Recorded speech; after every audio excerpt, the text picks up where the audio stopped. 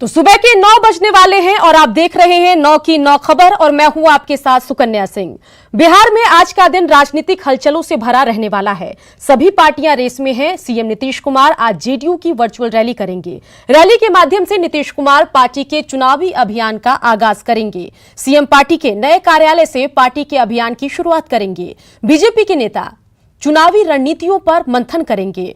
Party प्रभारी भूपेंद्र यादव और राष्ट्रीय संगठन महामंत्री बीएल संतोष पार्टी की कई बैठकों में हिस्सा लेंगे। वहीं आज एलजेपी की बैठक पर भी नजर रहेगी। दिल्ली में एलजेपी के संसदीय बोर्ड की बैठक है। चिराग के तेवर को देखते हुए एलजेपी की यह बैठक काफी अहम मानी जा रही है।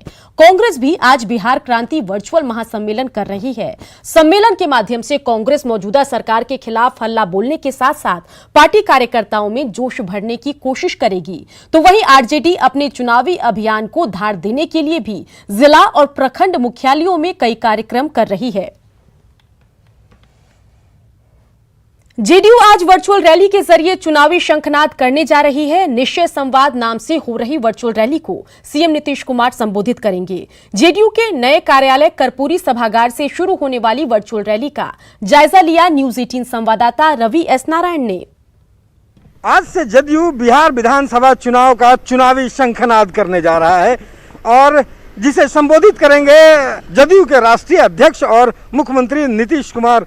इस वर्चुअल रैली का नाम दिया गया है निश्चय संवाद, जो कि यहाँ से जो कर्पूरी सभागार है, जो जदयू का नया कार्यालय है, वो यहाँ से मुख्यमंत्री समेत तमाम जो लोग कई मंत्री हैं वो यहाँ से संबोधित करेंगे और वो बिहार भर के लोग सुनेंगे। जदयू के माने तो ये होने वाला जो वर्चुअल रैली है वो देश का सबसे बड़ा वर्चुअल रैली बनने जा रहा है, क्योंकि उनका कहना है जदयू का कि 30 लाख से ज़्यादा लोग इसे सुन सकेंगे, देख सकेंगे। जदयू ने आधिकारिक रूप से बताया है कि 26,25,000 लोगों के मोबाइल तक जो है वो इनका लिंक भेजा जा चुका है, जो अपने स्मार्टफोन है या फिर लैपी है या फिर कई जगह एलसीडी लगाई गई है जहां पे कई सारे लोग बैठ करके इसे सुन सकेंगे। तो ये पूरी तैयारियां की गई है कि ये वर्चुअल रैली जो है वो भव्य बन सके। मुख्यमंत्री जो है यहाँ पे कर्पूरी सभागार से संबोधित करेंगे और इसे सजाने का काम जो है वो चल रहा है। ये होर्डिंग्स नीतीश कुमार के लगाए गए हैं कार्यालय में और अंदर में आपको बताएं कि कम से कम 10 मंत्री जो हैं, बड़े मंत्री अशोक चौधरी होंगे, विजय चौधरी होंगे, श्रवण कुमार होंगे, ललन सिंह होंगे, संजय झा होंगे, ऐसे तमाम जो 1 दर्जन के लगभग मंत्री हैं वो यहाँ से संबोधित करेंगे और जो सारे बिहार भर के जो जनता है, जो तैयारियां हैं वो सुन पाएंगे। कोशिश इस बात की है कि जदयू की ये वर्चुअल रैली ऐतिहासिक हो, यहाँ से चुनावी शंखनाद हो और चुनाव के आगाज किया जाए। देखने वाली बात होगी कि ये जो दावा है वो कितना सफल होता है, क्योंकि आज से कांग्रेस की भी जो है वर्चुअल रैली शुरू होने वाली है, तो ये एक दबाव भी होगा कि जदयू की रैली सफल हो। कैमरा पर्सन अजय दुबे के साथ रवि एस नारायण, न्यूज 18 पटना। तो अगर आज के दिन की हम बात करें तो ऐसा लग रहा है कि राजनीति का आज मैग्निफिसेंट मंडे है, क्योंकि सभी पार्टियां कुछ न कुछ आज कार्यक्रम कर रही है। चलिए सीधा रुख करते हैं पटना का, जहां से हमारे संवाददाता रवि एस नारायण हमारे साथ जुड़ गए हैं और साथ ही एलजेपी कार्यालय से ये हमारे साथ जुड़े हैं। इनके अलावा आनंद अमृतराज हमारे संवाददाता जेडीयू कार्यालय से हमारे साथ सीधे जुड़ गए हैं। तो पहले बात करते हैं आनंद से। आनंद, जेडीयू कार्यालय पर आज सबकी नजर है, क्या कुछ आज होने वाला है ये जरा बताइए।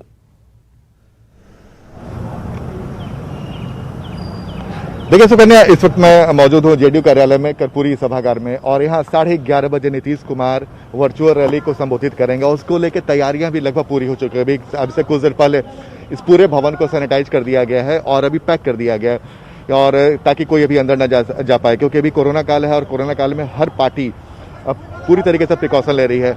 और मैं आपको बता दूं कि आज जेडीयू की बड़ी तैयारी है और जेडीयू की पूरी कोशिश है कि इस रैली के बहाने, वर्चुअल रैली के बहाने वो ज़्यादा से ज़्यादा लोगों तक अपनी पहुंच बनाए। और सबसे महत्वपूर्ण है कि इस रैली को इस मायने भी महत्वपूर्ण माना जा रहा है कि इसके पहले आपको याद होगा गांधी मैदान में जो कार्यकर्ता सम्मेलन हुआ था, जिसको लेकर बड़े बड़े दावे किए गए थे, लेकिन उस पर सवाल खड़े हो गए थे जब संख्या उतनी नहीं हो पाई थी। तो आज जेडीयू की पूरी कोशिश है कि तमाम कमियों को आज दूर कर लिया जाए और इस रैली को पूरी तरीके से सफल बनाया जाए। और जेडीयू के जो नेता और कार्यकर्ता हैं लगातार पिछले 1 महीने से इस रैली को सफल बनाने की पूरी कोशिश पर लगे हुए हैं। सोशल मीडिया के तमाम माध्यमों का यूज किया जाएगा आज इस रैली में और इस भवन में 11:30 बजे नीतीश कुमार संबोधित करेंगे सुकन्या। और जो जेडीयू के जो बड़े नेता हैं, जो बड़े नेता हैं वो भी यहाँ पर मौजूद रहेंगे और लगभग 100 से आसपास कुर्सियाँ लगाई गई इसके अंदर, जहाँ पे कुछ चुनिंदा लोग बैठेंगे। इसके अलावा तमाम जो जेडीयू के एमपी हैं, एमएलए हैं, मंत्री हैं, उन्हें अपने अपने क्षेत्र भेज दिया गया है और वो सोशल मीडिया के माध्यम से बड़े बड़े एलईडी स्क्रीन लगाकर लोगों को इस रैली से जोड़ने की कोशिश करेंगे। तो तमाम नेताओं को, जेडीयू के नेताओं को होमवर्क दे दिया गया है कि इस रैली को किसी भी कीमत पर सफल बनाना है। तो हम आपको तस्वीर दिखा रहे हैं और ये बताने की कोशिश कर रहे हैं कि जेडीयू की रैली आज बेहद महत्वपूर्ण है, क्योंकि इस रैली से बहुत कुछ निर्भर करता है जेडीयू के आगे की रणनीति। अगर ये रैली जैसे संख्या का ये लोग आंकड़ा दे रहे हैं और दावा कर रहे हैं कि अगर 25 लाख लोग इस रैली से जुड़ेंगे, अगर वाकई और संख्या पूरी हो जाती है तो जेडीयू के लिए बहुत बड़ी रैली होगी और तमाम पार्टियों के लिए चुनौती होगी कि जेडीयू की इस वर्चुअल रैली को कैसे उससे आगे निकले। तो फिलहाल इतना तय है सुकन्या कि आज की इस रैली पे बहुत कुछ निर्भर करता है जेडीयू के आगे की चुनावी रणनीति। और नीतीश कुमार, जो हमारे सोर्स हैं, वो ये बताते हैं कि नीतीश कुमार आज के रैली में कुछ ऐसी घोषणाएं भी कर सकते हैं, क्योंकि अब बहुत जल्द आचार संहिता भी लागू होने वाला है और उसके पहले नीतीश कुमार को मालूम है कि इससे बड़ा प्लेटफॉर्म नहीं मिलने वाला है। चलिए आनंद, नजर बना के रखिए, जब नीतीश कुमार लाइव इस मौके पर बोलेंगे या कोई घोषणा करेंगे तो वो भी हम सबसे पहले आपके जरिए अपने दर्शकों को दिखाएंगे। लेकिन चलिए अब बात कर लेते हैं रवि एस नारायण से, जो एलजेपी कार्यालय से सीधे हमारे साथ जुड़े हुए हैं। रवि, जो ताजा राजनीतिक हालात हैं, चाहे जीतन राम मांझी की पार्टी की तरफ से जो पोस्टर लगाया गया हो या हम का एनडीए में शामिल होना हो, ऐसे में एलजेपी का हर मूवमेंट, हर गतिविधि बेहद अहम हो गई है। क्या कुछ जानकारी आप तक पहुंच रही है, ये जरा बताइए।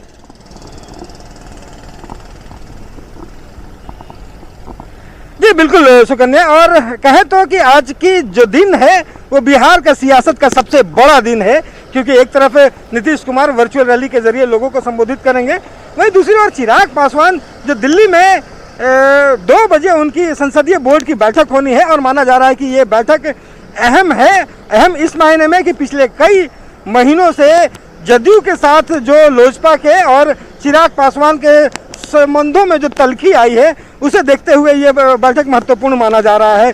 कहा जा रहा है कि जिस ढंग से ये तल्खी और तब बढ़ गई जब जदयू के साथ जीतन राम मांझी का गठबंधन होता है और जीतन राम मांझी को छोड़ दिया जाता है उनके खिलाफ बयानबाजी करने के लिए। जीतन राम मांझी ने जिस ढंग से चिराग पासवान या लोजपा के खिलाफ बयानबाजी की है, इससे रिश्ते जो है और तल्ख हो जाए हैं। माना जा रहा है कि आज की रैली में गठबंधन को लेकर के है या फिर चुनाव को लेकर के है, बड़ी घोषणाएं हो सकती हैं।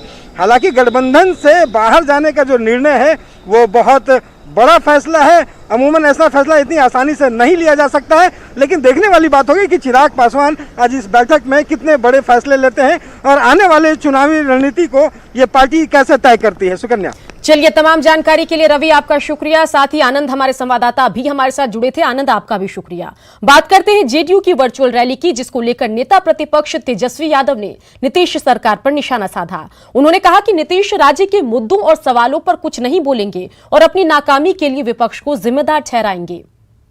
आपको पता होगा 1 मार्च को नीतीश कुमार जी की एक्चुअल रैली भी हम लोगों ने देखा था और उस रैली का क्या हश्र हुआ था, पूरे देश ने वो अपने आंखों से देखा था कि इन सवालों पर, बेरोजगारी पर, पलायन पर, गरीबी पर, भूखमरी पर मुख्यमंत्री कोई शब्द नहीं बोलेंगे, एक शब्द नहीं बोलेंगे। वो बोलेंगे हमको गाली देंगे, वही बासी बातें जो है इतिहास के बासी पन्नों में जो चीजें रह गई हैं वही चीजें दोहराएंगे, कुछ नया नहीं। चुनाव नजदीक आते ही सीट शेयरिंग पर भी चर्चा तेज है, जहां आरजेडी छोटी पार्टियों पर सख्ती बरत रही है। वहीं महागठबंधन की नजर आज होने वाली एलजेपी संसदीय बोर्ड की बैठक पर भी है। महागठबंधन के नेताओं को लग रहा है कि एनडीए में कुछ हलचल हो सकती है, हालांकि खुले तौर पर सभी इससे इनकार कर रहे हैं। वहीं जेडीयू एनडीए की एकजुटता का दावा कर रहा है। अरे हम लोगों का भी अंडरस्टैंडिंग हो चुका है भाई, सीट के सवाल पर कोई विवाद नहीं है।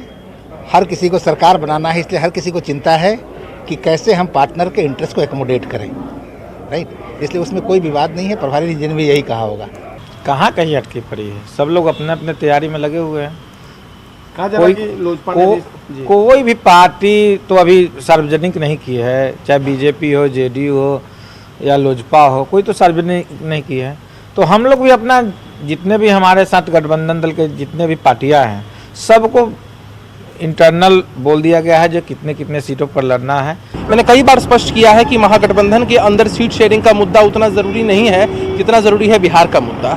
रहा सवाल सीट शेयरिंग का या फिर महागठबंधन का चेहरा कौन होगा, चुनाव से पहले समय रहते सब कुछ सुचारू ढंग से हो जाएगा, उसमें कोई चिंता की बात नहीं है। हमारे राष्ट्रीय अध्यक्ष आदरणीय उपेंद्र कुशवाहा जी ने भी इस बात को स्पष्ट किया है। एनडीए मजबूत है, जो कि वर्तमान में विधानसभा समय पर होना सुनिश्चित है, इसलिए सभी दल अपने अपने संगठन को मजबूत कर रहे हैं, संगठन को एकत्रित करने में लगे हुए हैं।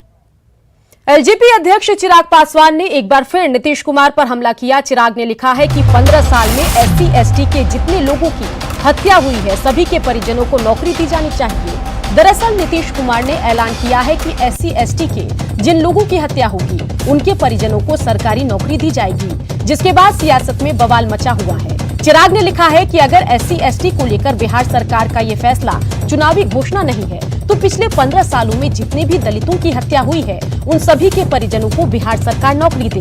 SC/ST वर्ग के लोगों से बिहार सरकार ने 3 डिसमिल जमीन देने का वादा किया था।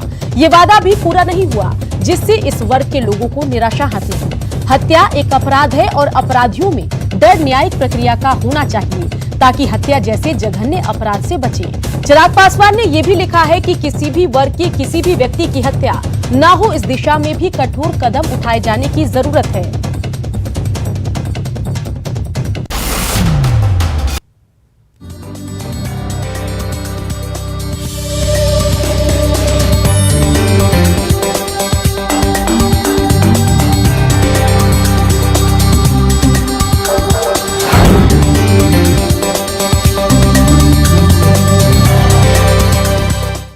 मधुबनी के बेनीपट्टी स्थित चंपा गांव में निर्मल नीर योजना का उद्घाटन करने पहुंचे PHED मंत्री विनोद नारायण झा को ग्रामीणों के विरोध का सामना करना पड़ा। ग्रामीणों का आरोप है कि 32 लाख की लागत वाली निर्मल नीर योजना का काम अभी पूरा नहीं हुआ है, लेकिन उससे पहले ही मंत्री जी उद्घाटन के लिए पहुंच गए। स्थानीय लोगों का कहना है कि वार्ड नंबर 2 में निर्धारित लक्ष्य के अनुरूप करीब 20 से 25 घरों में कनेक्शन देने का काम अभी बाकी है। ऐसे में ग्रामीणों का कहना है कि पहले काम पूरा करें तब उद्घाटन करने दिया जाएगा। मंत्री जी के पहुंचते ही लोगों ने नारेबाजी शुरू कर दी। आखिरकार मंत्री जी बगैर उद्घाटन किए ही चंपा गांव से लौट गए। साथ ही नारेबाजी कर रहे लोगों को भरोसा देते हुए कहा कि आप लोग निश्चिंत रहें, जब तक काम पूरा नहीं होगा उद्घाटन नहीं किया जाएगा।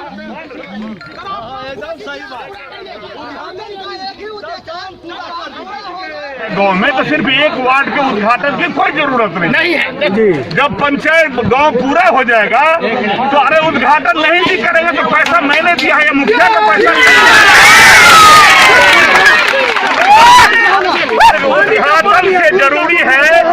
उद्घाटन से जरूरी है कि इन तीनों पंचायत को जो बिहार सरकार ने 15 करोड़ रुपया दिया है उससे लोगों को पानी पहुंचे।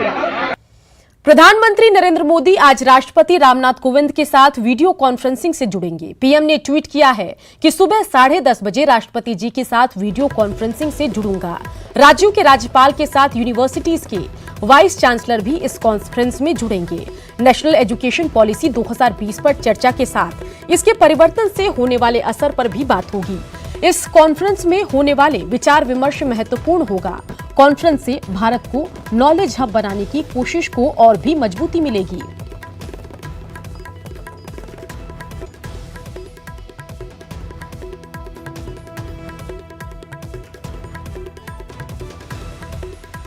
करीब 5 महीने बाद आज से देश भर में मेट्रो सेवा की शुरुआत हो गई है।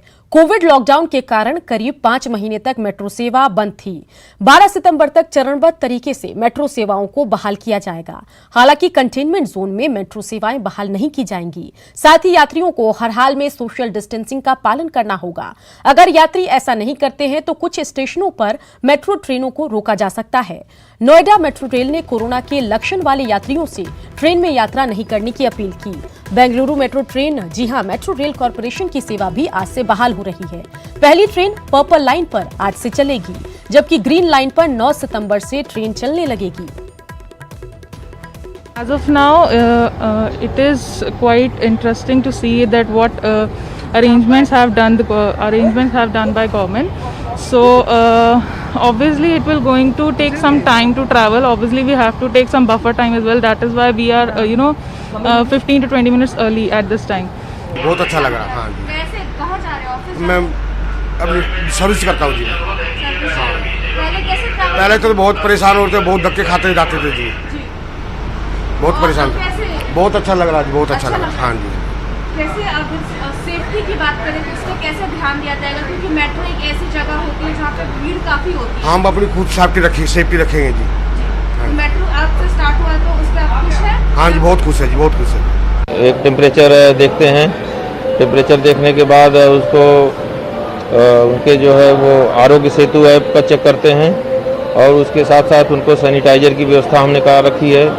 साथ ही साथ मास्क की भी व्यवस्था करा रखी है। अगर किसी ने मास्क नहीं लाया बाय द वे तो हम उसको मास्क भी दिलवा सकें। और साथ ही साथ इनकी सोशल डिस्टेंसिंग के लिए हमने स्टिकर से भी लगा रखे हैं कि उसी के अनुरूप रहें। और साथ ही साथ हमारी जितनी भी सुरक्षा बल है सब लोग इसका अनुपालन कराने के लिए, सभी यात्रियों को जागरूक करने के लिए, सभी यात्रियों को इसके लिए कि ये इससे कोरोना से बचने के लिए, कोरोना की जांच के लिए अपने को जो है हमकारा सहयोग करें। और हम लोग उसमें बराबर उनको जो है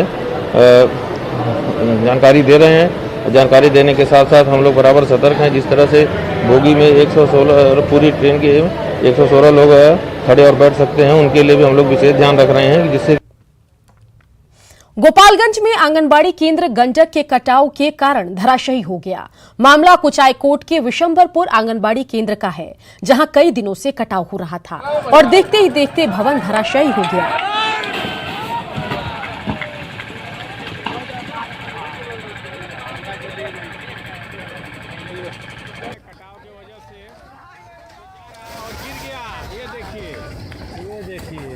तो तस्वीरें दो आपको दिखा रहे हैं, जहां न्यूज 18 ग्राउंड जीरो पर 2 सितंबर को पहुंचा था और प्रमुखता से खबर दिखाई थी। ग्रामीणों में आक्रोश को भी न्यूज 18 ने दिखाया था, लेकिन इसके बावजूद जल संसाधन विभाग ने कोई ठोस कदम नहीं उठाया और आंगनबाड़ी केंद्र ध्वस्त हो गया। 2 सितंबर को हमारे संवाददाता मुकेश कुमार मौके पर पहुंचे थे।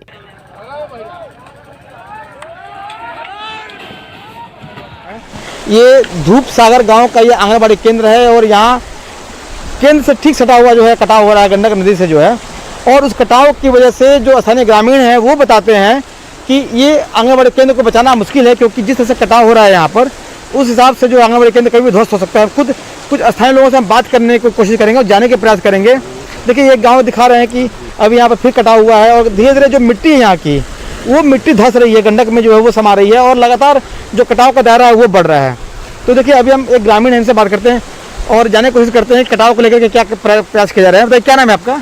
मिंटू शाह। मिंटू जी, ये कौन जगह है जो कटाव हो रहा है? ये विशंभरपुर, इसका नाम है मौजे। हाँ। ये जो आंगनबाड़ी है विशंभरपुर मौजे है, वार्ड नंबर 11। हाँ। तो ये आंगनबाड़ी केंद्र के पास कटाव हो रहा है, क्या लगता है ये आंगनबाड़ी बच जाएगा? ये तो अब ऊपर वाला ही जानता है कि बचेगा कि नहीं बचेगा। तो जो काम हो रहा है काम में संतुष्ट हैं आप लोग? कैसे हम लोग संतुष्ट हैं? ये तो देखते देखते यहाँ पर नदी आ गई। पहले कुछ नदी दूर पर था, अभी यहाँ पर आ गई नदी। देखिए ये ग्रामीणों का दर्द है और ग्रामीण साफ कर रहे हैं कि नदी यहाँ से कई 100 मीटर दूर थी, लेकिन यहाँ पर कागज कदम नहीं उठाया गया, ठोस प्रयास नहीं किया गया, जिसकी वजह से नदी लगातार गाँव की तरफ बढ़ रही है और कटाव का दायरा है वो बढ़ रहा है। मुकेश कुमार, न्यूज़ 18 गोपालगंज। नालंदा के चंडी थाना क्षेत्र में एक ही परिवार के 4 लोगों की भीषण सड़क हादसे में मौत हो गई, वहीं 3 लोग घायल हुए। बताया जा रहा है कि शोभा देवी नाम की महिला छत से गिर गई थी, जहां से उसे सदर अस्पताल बिहार शरीफ अस्पताल में भर्ती कराया गया था। डॉक्टरों ने बेहतर इलाज के लिए विम्स पावापुरी में भर्ती कराया, लेकिन चालक मनमानी करते हुए पटना लेकर चला गया। इसी बीच चंडी थाना क्षेत्र के गौढ़ा पहुंचते ही एम्बुलेंस ने अनियंत्रित होकर खड़े ट्रक में टक्कर मारी, जिसमें 4 लोगों की मौत हो गई। वहीं 3 घायलों को इलाज के लिए सदर अस्पताल बिहार शरीफ भेजा गया। पटना के लिए, पावापुरी के लिए, लेकिन पावापुरी जाने के क्रम में वो बिना मतलब कुछ बोले हुए वो पटना लेके चल गया और रास्ते में एक्सीडेंट हो गया। कितने की मौत हुई? 4 का। 3 घायल। ड्राइवर मतलब ज़्यादा ड्रिंक किए हुए था पूरा। एम्बुलेंस वाला? जी। हम लोग जा रहे थे, ड्राइवर इतना स्पीड में चला रहा था कि हमारी ये सरिता पुता भैया से उसने माना किया कई बार, लेकिन नहीं सुना, स्पीड में चला ही रहा। इसी बीच कौन जगह गौरापुर, हाँ वहाँ जाते हुए जब ट्रक पर धक्का मार दिया। और इसी के साथ बुलेटिन में इतना ही, लेकिन बिहार झारखंड की खबरों के लिए आप बने रहिए न्यूज़ 18 बिहार झारखंड के साथ।